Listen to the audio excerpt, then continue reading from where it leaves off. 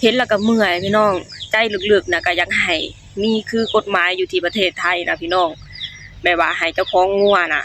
รักษางัวเจ้าของให้มันดีๆอย่ามาปล่อยให้สร้างความเดือดร้อนให้กับคนอื่นแบบนี้นะพี่น้องสบายดีพี่น้องสวัสดีค่ะ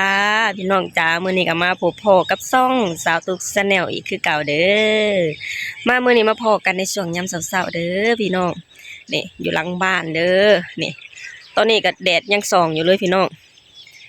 ประมาณ6 โมงกว่าๆเนาะพี่น้องเนาะพาพ่อแม่พี่น้องมาหลังบ้านเด้อมื้อนี้มาชมบรรยากาศหน้าแล้งเด้อพี่น้องหน้าแล้งอยู่หลังบ้านของสตูกน้องพี่น้องเนาะเบิ่งกกไม้ก็เหลือแต่ต้นมันหล่นเบิดละพี่น้องนี่อันนี้คือบรรยากาศหน้าแล้งของแท้เลยเนาะพี่น้องเนาะอยู่ที่ประเทศไทยก็น่าจะคล้ายๆคือกันเนาะพี่น้องอยู่แถวภาคอีสานเนาะพี่น้องเนาะหากว่าอยู่แถวตัวเมืองก็สิบ่ปานใดเนาะพี่น้องเพราะว่าจะเห็นแต่ตึกเนาะพี่น้องเนาะสิบ่เห็นต้นไม้หลายปานใดเนาะพี่น้องนี่มื้อนี้ก็พาพ่อแม่พี่น้องมาชมบรรยากาศยามเช้าๆจ้านี่อย่างนี้คือหลังบ้านเด้อพี่น้องนี่ต้นนี่มามื้อนี้ก็สตูกาพาพ่อแม่พี่น้องมาเบิ่งผลงานเมื่อวานนี้พี่น้องเอ้ยผลงานของงัวพี่น้องสิ่งที่สตูกย่านที่สุด ย่านที่สุดระวังที่สุดในแต่ละมื้อสุดท้ายมามันก็เกิดพี่น้องเอ้ยงัวมากินสวนผักสตูกแล้วพี่น้องสตูกเลยอุตส่าห์ทนุถนอมไว้ตั้งดนตั้งนานพี่น้องหดแต่ละมื้อแย่งในแต่ละมื้อเนาะผักกำลังเริ่มสวยเริ่มงามนะพี่น้องสุดท้ายมามันมาทำลายความฝันของสตูกเบิดเลยพี่น้องเอ้ยสิ่งที่สตูกหักสตูกแพงโอ้ยเมื่อยเดี๋ยวสตูกจะให้เบิ่งเด้อมาพี่น้องนี่เบิดเลยผักสตูกน่ะมันบูเมื่อวานนี่พี่น้องเอ้ยอันนี้บอดอนมาแป้งนี่นะเนี่ยมันเห็ดแบบขาดเบิดเลยอ่ะเป็นตะเมื่อยพี่น้องแบบนี้แหละพี่น้องเอ้ยอยู่ประเทศลาวอ่ะในใจลึกๆสตุกอะอยากให้มีแบบว่ากฎหมายคือประเทศไทยนะพี่น้องแบบว่าเจ้าของงัวคือต้องรับผิดชอบงัวเจ้าของให้มันดีอ่ะบ่ต้องมาสร้างความเสียหายให้กับคนอื่นแบบนี้เนาะพี่น้องเนาะในใจลึกๆก็อยากให้เป็นแบบนั้นเด้พี่น้องเอ้ยมึงสตุกเบิดกำลังใจเลยพี่น้องเอ้ยสตุกแหละอุตส่าห์ทนุถนอมแต่ละมือฮดมาน่ะแย่งอยู่พี่น้องพักเสริมสตุกกำลังเริ่มงามนี่กำลังเริ่มจะงามนะพี่น้องมันมาเห็ดเบิดเลยนะมีตั้งแต่ห้อยตีนนะเบิดกำลังใจเลยแบบนี้เบิ่งหัวชิงไข่มันกัดเบิดเลยอ่ะพี่น้องเลยอันนี้พังหอมปอมมันยังบริกัดในสตุกมาทันเนี่ยยังแค่นั้นเดียวอยู่แหละพี่น้องเลยพังหอมปอมกะเบิ่งพักบุ่งสตุกนะเบิดเลยเหลือแต่ดอกไม้เนี่ยนะจำเหงาเลยมันเห็ดเมื่อยเด้นี่พังหอมปอมนั้นนี่เบิดเลยพี่น้องเหลือแต่เหงามันเห็ดอันนี้คือผักบัวมันน่าจะบกินหรือสตุกมาทันมั้งว้าสตุกอะไรแบบว่าอยากหายแห้งอะไรพี่น้องเมื่อวานนี่นะเมื่อวานนี่สตุกไปรับของกับเอื่อยเนาะพี่น้องเนาะไปแค่แป๊บเดียวเท่านั้นแหละกลับมาแล้วป้าอยู่แถวทางหลังนะมีตั้งแต่งัวเป็นฝูงบักใหญ่เลยพี่น้องมันมากินเฟืองอะนะโตหนึ่งมันมาบุหัวของสตุกนะบุหัวฟักนี่นะสวนผักนี่นะมันเห็ดเบิดเลยพี่น้องมันขึ้นมาทางหลังพี่น้องเลยปุ๊บคือมาแต่ทางหลังน้องสะนะเพราะว่าดินของสะดุกนะยังบ่มีตะหน่างเนาะพี่น้องเนาะ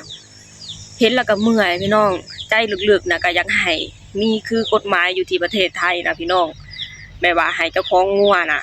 รักษางัวเจ้าของให้มันดีๆอย่ามาปล่อยให้สร้างความเดือดร้อนให้กับคนอื่นแบบนี้นะพี่น้อง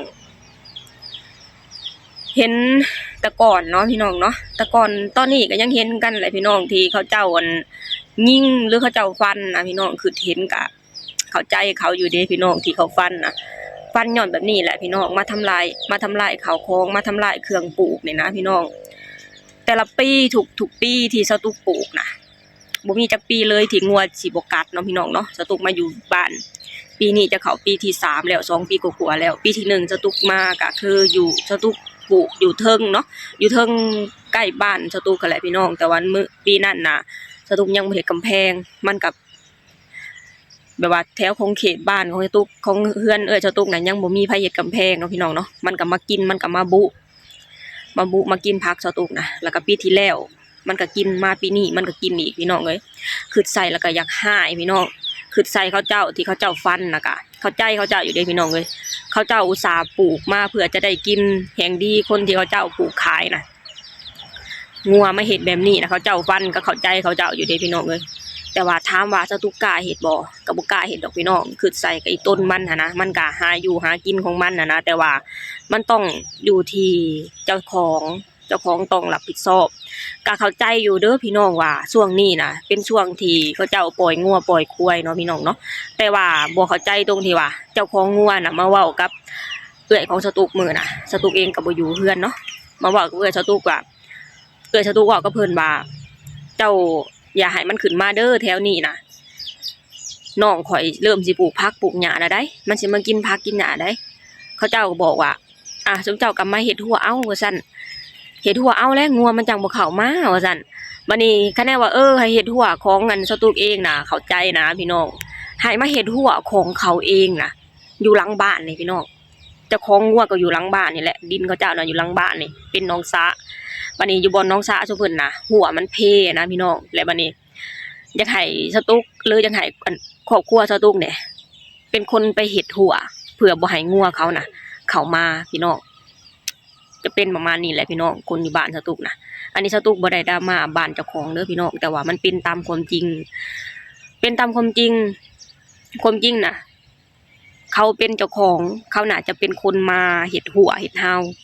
ของตัวเองนะพี่น้องเพื่อจะบ่สร้างความเดือดร้อนให้คนอื่นแบบนี้นะพี่น้องแต่นี่อีหยังมาให้